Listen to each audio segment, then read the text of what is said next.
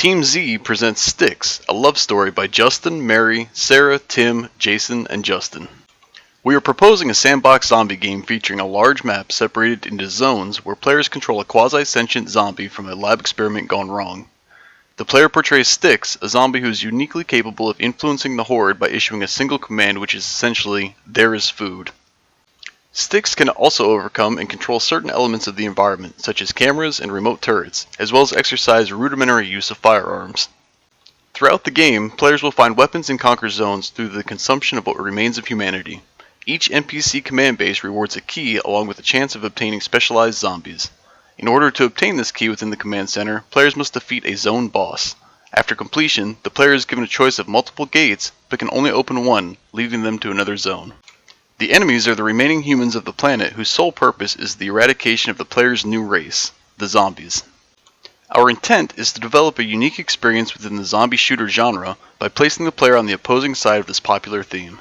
The player's character, Styx, is not a standard zombie, but rather a sentient zombie with feelings, intentions, and a simple goal, to do what he loves every moment of his second life, feed.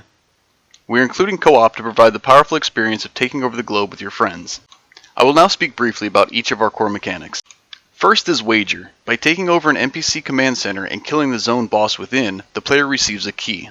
Although there are 3 gates to choose from, only one can be opened. The player wagers his chosen door will yield a human population that has low defenses and high resources.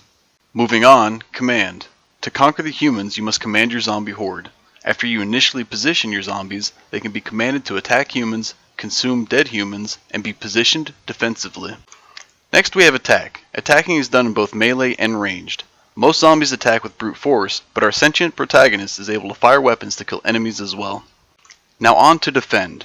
While overtaking human compounds is important, defending against their counterattacks is vital.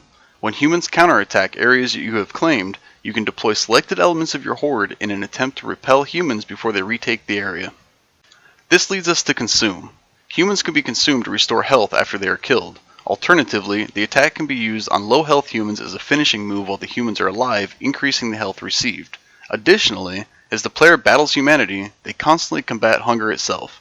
As the player successfully consumes their opponents, they restore their slowly dwindling hunger bar. If the hunger bar reaches 0, the player loses their sentient status and the game is lost.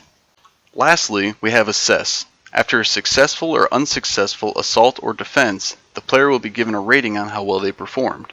Stats provided include number of zombies used, difficulty of the zone or the size of the assaulting army, zombies lost, humans consumed, and more. These stats are used to generate a grade of the player's performance with the highest at Z and then running downward from A through D.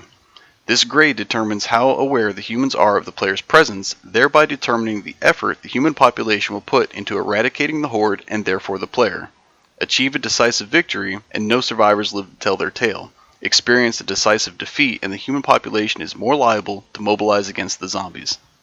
The Left 4 Dead series will be a close competitor within the genre. The success of the Left 4 Dead franchise will boost our own success because it will increase sales traffic within the zombie theme.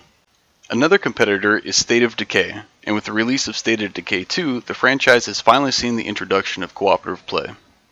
Our final competitor has waned in recent years. DayZ led the resurgence of the zombie game genre, but has suffered from constant developmental delays and poor design decisions, rendering it near null as a potential competitor. The hybrid nature of our quasi-intelligent zombie hero Styx provides a unique twist on an overpopulated genre. We are providing an opportunity to play with your friends as the zombie horde, but still embrace the shooter aspects often associated with the zombie games. Because of this, we believe players will enjoy a fresh new experience within this popular genre. 2 of our game's original mechanics were centered around finding different categories of objects and creating modifications. The player now makes an educated guess on which gate is best to open. This is followed by an assessment of the player's current progress at every command base the player conquers. Approaches that didn't work include ways to wager zombies, having a zombie inventory to draw from, and a mission map to select and place zombies.